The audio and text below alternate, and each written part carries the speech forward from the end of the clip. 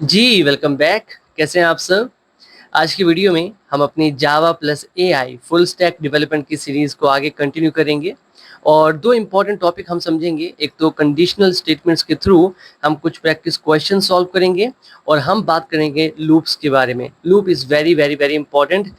जब भी हम कोई प्रोजेक्ट बनाते हैं, कोई भी रियल लाइफ प्रोजेक्ट हो, उसके अंदर लूप्स यूज़ होते ही हैं, कंडीशनल स्टेटमेंट्स भी यूज़ होती हैं। क्या होती हैं लूप्स, उनके बारे में बात करते हैं। देखो, मान लो मुझे ना आउटपुट में शो करना है अपना नाम लतीफ़, ये मुझे आउटपुट में शो करना है। With the help of Java language तो हम क्या करते हैं, हम लिखते हैं system dot out dot println और साथ में हम ये लिख देते हैं, तो आउटपुट में शो हो जाएगा लतीफ़।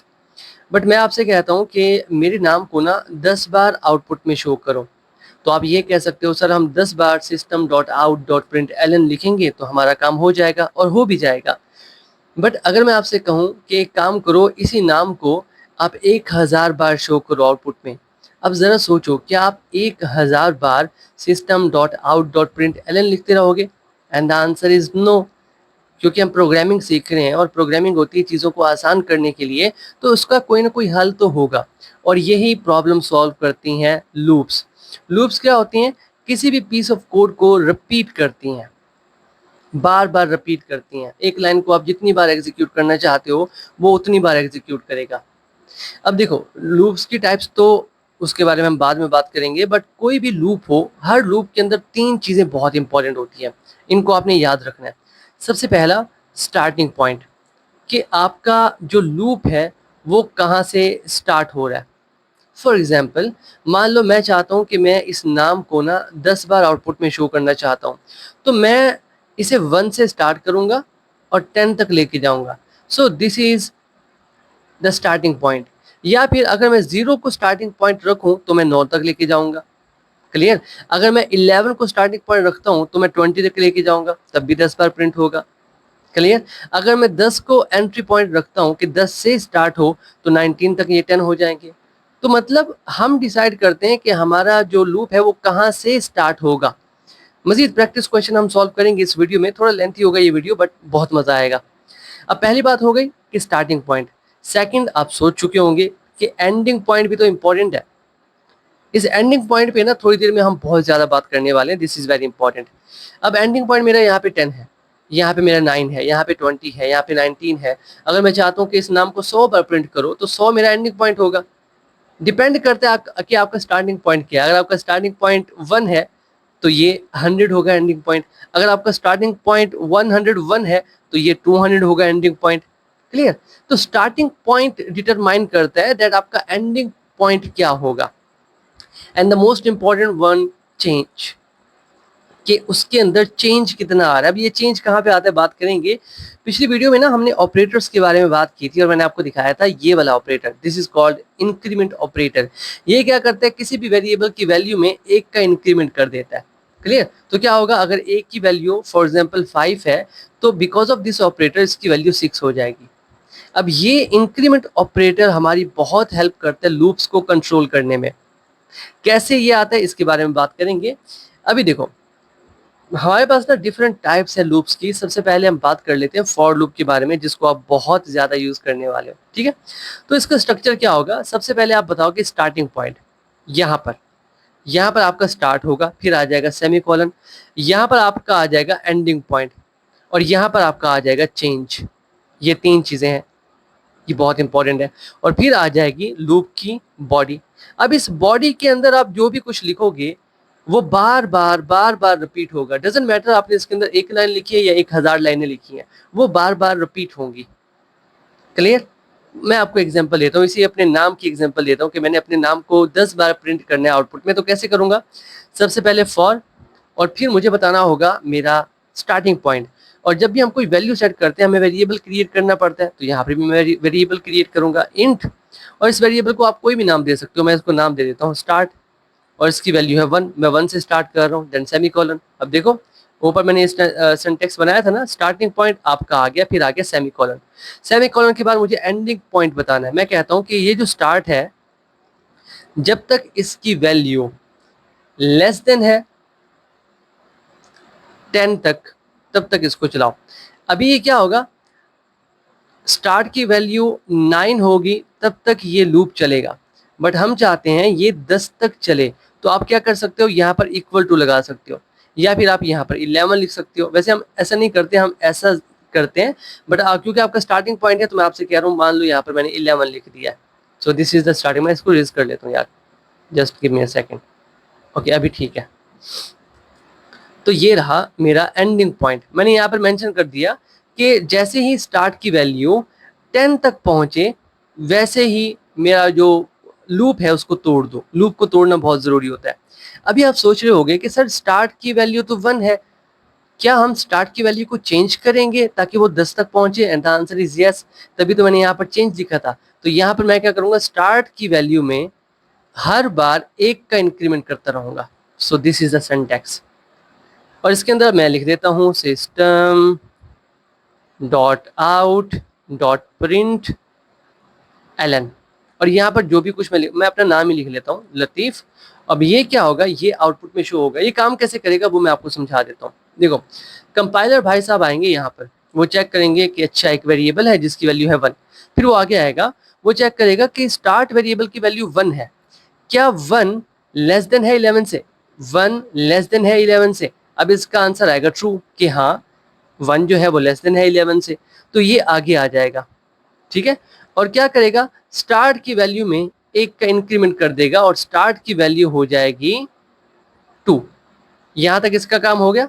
फिर वो आ जाएगा यहाँ पर, इसको प्रिंट कर देगा आउटपुट में, फिर वापस आ जाएगा, वापस आ जाएगा। देखा, लूप है ना यार, ये बार बार रिपीट करेगा।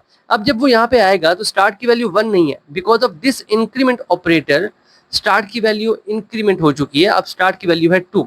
तो दोबारा कंडीशन चेक करेगा, क्या 2 लेस देन है 11 से?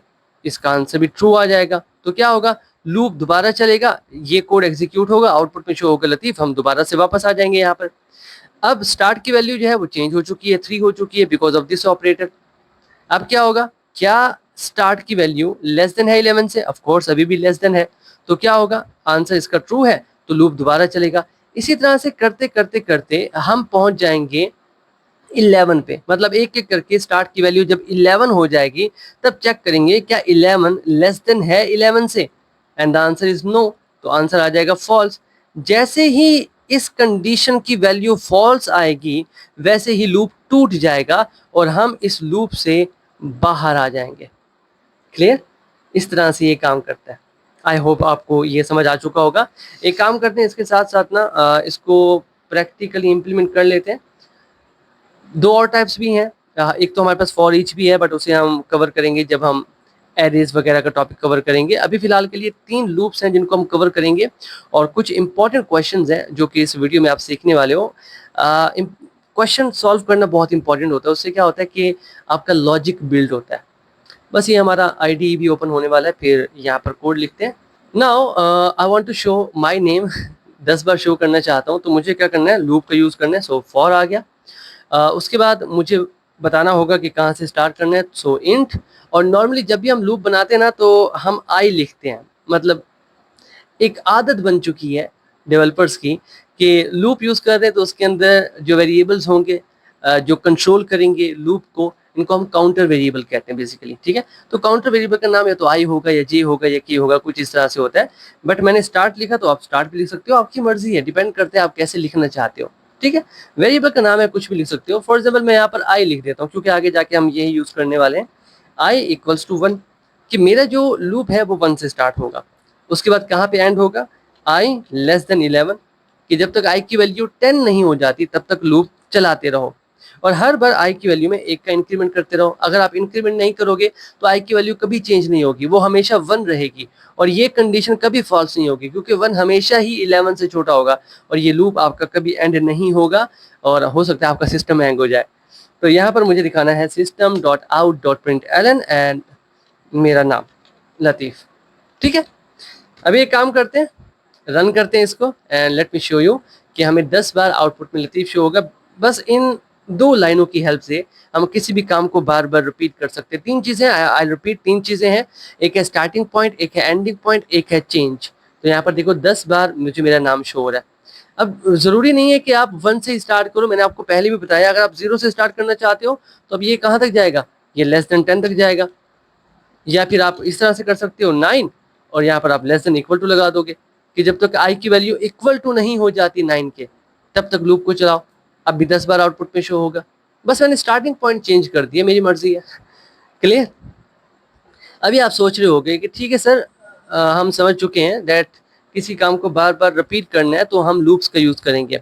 अब ऐसा नहीं है कि बस एक ही चीज़ है, यहाँ पर कुछ और चीज़ें भी हैं, हम कुछ प्रैक्टिस क्वेश्चन भी सॉल्व कर सकते हैं। फॉर एग्जांपल मैं आपसे कहता हूँ कि मेरे पास ना एक सीरीज़ है 1 2 3 4 5 6 7 8 9। अब ये सीरीज़ है, मैं चाहता हूँ ये सीरीज़ आप आउटपुट में शो करो। अब कैसे करोगे? देखो ये सीरीज़ है ना, ज़रा इस पे फोकस करो। इस सीरीज़ का एक स्टार्टिंग पॉइंट है, इस सीरीज़ का एक एंडिंग पॉइंट भी है। तो मुझे स्टार्टिंग पॉइंट चेंज करना है कि ये 1 है, मुझे एंडिंग पॉइंट चेंज नहीं करना क्योंकि 9 ही है, इसको भी चेंज नहीं करना क्योंकि 1 का इंक्रीमेंट हो रहा है। देखो 1 था फिर 2 हुआ मतलब 1 का इंक्रीमेंट हुआ, फिर 3 हुआ यहाँ पर भी 1 का इंक्रीमेंट है, फिर 4 हुआ यहाँ पर भी 1 का इंक्रीमेंट है। मतलब ये तीनों चीज़ें बिल्कुल ठीक है। करना मुझे क्या है, मुझे ये नंबर्स शो करने हैं। कैसे शो होंगे?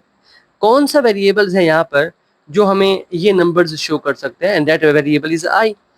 देखो पहली बार जब लूप चलेगा तो आई की वैल्यू 1 है, वही आउटपुट में शो हो जाएगी। दूसरी बार जब लूप चलेगा तो आई की वैल्यू 2 होगी, आउटपुट में 2 शो हो जाएगा। तीसरी बार जब लूप चलेगा तो आई की वैल्यू 3 होगी, फिर 4 होगी। इसी तरह से आई की वैल्यू जैसे जैसे इंक्रीमेंट होती जाएगी उसी वैल्यू को हम आउटपुट में शो करते जाएंगे, हमारे पास आउटपुट आता जाएगा। Let me show you, it will take a time. यहाँ पर देखो 1 से लेकर 9 तक ये सीरीज हमने प्रिंट कर दी। ठीक है, अभी यहाँ पर एक तो और चीज़ें मैं आपको बता दूँ। मान लो मैं क्या प्रिंट करना चाहता हूँ, मैं प्रिंट करना चाहता हूँ 1, ये 1, और मैं चाहता हूँ 1 के बाद आ जाए 4, 4 के बाद आ जाए 9, और फिर आ जाए 16, और फिर आ जाए 25, और फिर आ जाए 36। अभी मुझे बताओ ये सीरीज़ आप कैसे आउटपुट में शो करोगे? हो सकता है आप सोच रहे हो सर स्टार्टिंग पॉइंट 1 है, हाँ 1 है, बिल्कुल ठीक है। एंडिंग पॉइंट 36 है, नहीं एंडिंग पॉइंट 36 नहीं है। यहीं पर बिगिनर्स जो हैं वो गलती करते हैं। ज़रूरी नहीं है कि जो आपको दिख रहा हो वही हो, कुछ चीज़ें छुपी हुई भी होती हैं। अभी ये जो सीरीज़ है ना, मैं अगर आपको यहाँ पर सॉल्व करके दिखाऊं, क्योंकि जितने भी प्रैक्टिस क्वेश्चंस हम आगे सॉल्व करने वाले हैं पहले वो मैं यहाँ पे सॉल्व कराऊंगा with the help of pen, क्योंकि उससे आप ज़्यादा अच्छे तरीके से सीख पाओगे। ओके, तो अभी जो हमारी सीरीज़ है वो है 1 and then 4 then 9 16 25 36 and so on. ये सीरीज़ हमने प्रिंट करनी है। अब ज़रा देखो 1 समझ में आता है, ये 1 आ गया, ये हमारा स्टार्टिंग पॉइंट है, this is the starting point. Ending point अगर अभी के लिए मैं मान लूँ कि मेरा एंडिंग पॉइंट 36 है, ये भी है। अब मुझे चाहिए चेंज। याद है मैंने आपसे कहा था 3 चीज़ें हैं जो कि इंपॉर्टेंट है किसी भी लूप के अंदर। अब चेंज कितना आ रहा है? 1 से 4 पे गए 3 का चेंज आया, 4 पे 9 पे गए 5 का चेंज आया, 9 से 16 पे गए 7 का चेंज आया, 16 से 25 पे गए 9 का चेंज आया, 25 से 36 पे गए 11 का चेंज आया। अब ज़रा देखो क्या ये चेंज कांस्टेंट है? पहले जो हमने सीरीज बनाई थी ना 1 2 3 4 5 6, ये कांस्टेंट चेंज है, मतलब यहाँ पर भी 1 का चेंज है, यहाँ पर भी 1 का चेंज है, यहाँ भी 1 का, यहाँ भी 1 का, तो वो हम लिख सकते हैं। बट जब हमारे पास चेंज कांस्टेंट नहीं है तो हम वो नहीं लिख सकते। क्लियर? हमें चेंज चाहिए और वो भी कांस्टेंट चेंज चाहिए। अब जरा इस सीरीज को देखो, अगर मैं आपसे कहूं कि ये जो 1 है ये 1 का स्क्वायर है, ये जो 4 है ये 2 का स्क्वायर है, ये 9 3 का स्क्वायर है, और ये 16 जो है ये 4 का स्क्वायर है, 25 5 का स्क्वायर है, 36 6 का स्क्वायर है। अब जरा देखो हमारा जो स्टार्टिंग पॉइंट है वो तो 1 है, बट जो एंडिंग पॉइंट है वो हमारा 6 है। और जो भी आई की वैल्यू आएगी हमने आई की वैल्यू को आई की वैल्यू के साथ मल्टीप्लाई करना है। मतलब 1 का स्क्वायर क्या होता है? 1 मल्टीप्लाई बाय 1। 2 का स्क्वायर क्या होता है? 2 मल्टीप्लाई बाय 2। 3 का स्क्वायर क्या होता है? 3 मल्टीप्लाई बाय 3। 4 का स्क्वायर 4 मल्टीप्लाई बाय 4। तो मतलब आई की वैल्यू जब 4 होगी तो हम आई को आई के मल्टीप्लाई कर देंगे तो हमारे पास 16 आ जाएगा। समझ में आया ना आपको? ये यही चीजें आप सीखते हो जब आप प्रैक्टिस क्वेश्चन सॉल्व करते हो कि यार टेक्निकली सोचना कैसे है। अभी तो ये बहुत ही नॉर्मल सी प्रॉब्लम थी, अभी आगे जाके हम काफी हार्ड लेवल प्रॉब्लम सॉल्व करने वाले हैं, बट एक्टिव होके बैठना। ठीक है, अब यहाँ पर हमारी ये सीरीज है, इसको हमने प्रिंट करना है। स्टार्टिंग पॉइंट हमारा ठीक है, एंडिंग पॉइंट ठीक है, अब चेंज भी ठीक है क्योंकि 1 से 6 तक जाना है और एक एक का चेंज आ रहा है। यहाँ पर हमने क्या करना है, आई को मल्टीप्लाई करना है आई के साथ। देखो कितना थोड़ा सा मैंने चेंज किया और टोटल प्रोग्राम ही चेंज हो गया। Late me show you. अभी अगर हम इसको रन करें तो आपको शो होगा 1, 4, 16, 25, 36 यहाँ तक। ओके, यहाँ पर देखो 1, 4, 9, 16, 25, 36। अभी देखो हमारे पास 49 भी है, 64 भी है, 81 भी है। 81 तक क्यों जा रहे हैं? क्योंकि हमारा लूप जो है वो 9 पे एंड हो रहा है। That's why we are getting 81। ठीक है, 9 का स्क्वायर 81 होता है। तो हर बार ऐसा नहीं है कि स्टार्टिंग पॉइंट और एंडिंग पॉइंट आपके सामने हो। दैट्स व्हाई ये प्रॉब्लम मैंने आपको सॉल्व करवाया। आपने ये नहीं सोचना कि हर बार ऐसा ही होगा, नहीं, हर बार ऐसा नहीं होता। चलो ठीक है, इसको मैं कमेंट में चेंज कर देता हूँ। अभी देखो, अभी इसी प्रैक्टिस क्वेश्चन को ना हम सेकंड लूप की हेल्प से सॉल्व करेंगे, जो कि है व्हाइल लूप। व्हाइल लूप के अंदर भी वही तीन चीजें होंगी, स्टार्टिंग पॉइंट होगा, एंडिंग पॉइंट होगा, चेंज होगा, बट इनकी जगह चेंज होगी। कैसे? सबसे पहले हम लिखेंगे स्टार्टिंग पॉइंट। मान लो मैं इसको आई कह देता हूँ, मैं कहता हूँ मेरा लूप जो है वो 1 से स्टार्ट हो रहा है, this is the starting point. Then आएगा व्हाइल कीवर्ड और इसके अंदर हम लिख देंगे एंडिंग पॉइंट कि आई की value less than equal to 9 है, तब तक लूप को चलाओ। और फिर जो कुछ हम करना चाहते हैं, फॉर एग्जाम्पल मैं प्रिंट करना चाहता हूँ आई मल्टीप्लाई बाय, नहीं माइनस नहीं, आई मल्टीप्लाई बाय आई, और जो मेरा काम हो जाए आखिर में मैं कर दूंगा आई प्लस प्लस। बिल्कुल सेम है। फर्क क्या है कि यहाँ पर ना हमारा स्टार्टिंग पॉइंट, एंडिंग पॉइंट और चेंज एक ही जगह पे है। यहाँ पर स्टार्टिंग पॉइंट कहीं और लिखा है, एंडिंग पॉइंट कहीं और लिखा है, चेंज कहीं और लिखा है। जगह चेंज कर दी है और एक नया लूप बन गया। अभी अगर मैं इसको रन करूँ ना, तभी आपको आउटपुट वही शो होगा। तो जब भी इसलिए हम फॉर लूप को ज़्यादा यूज़ करते हैं क्योंकि तीनों चीज़ें हमें एक ही जगह पर मिल जाती हैं। यहाँ पर देखो अभी हमें शो हो रहा है 1 से लेकर 81 तक। क्लियर? तो ये हमारे पास व्हाइल लूप आ गया। अभी व्हाइल लूप को और फॉर लूप में क्या डिफरेंस है वो भी मैं आपको समझाता हूँ। एक और लूप है जो कि है डू व्हाइल लूप। इसी क्वेश्चन को ना हम डू व्हाइल की हेल्प से भी सॉल्व करते हैं। मैं इसको कमेंट में चेंज कर देता हूँ और डू व्हाइल की हेल्प से करते हैं। यहाँ पर क्या आएगा, पहले आएगा डू, ठीक है, और उससे भी पहले आएगा starting point. So this is the starting point. Do में आके आपने जो काम करना है आप करो, system dot out dot println, अरे नहीं, system dot out dot println, और यहाँ पर मैं करना चाहता हूँ आई मल्टीप्लाई बाय आई। जब आपका काम हो जाए सारा तो आई प्लस प्लस कर दो। अब देखो दो चीज़ें आ चुकी हैं, हमारा जो स्टार्टिंग पॉइंट है वो भी आ चुका है, जो एंडिंग जो चेंज है वो भी आ चुका है, बट एंडिंग पॉइंट रहता है। तो डू वाइल, यहाँ पर वाइल आ जाएगा और यहाँ पर एंडिंग पॉइंट बता देंगे लेस देन इक्वल टू 9, और यहाँ पर सेमीकोलन लगाना ज़रूरी है। अब यहाँ पर देखो जगह चेंज हो रही है, लिखने का स्टाइल चेंज हो रहा है, बट वो तीनों चीज़ें आपको तीनों लूप्स में मिल रही हैं, starting point, ending point and change.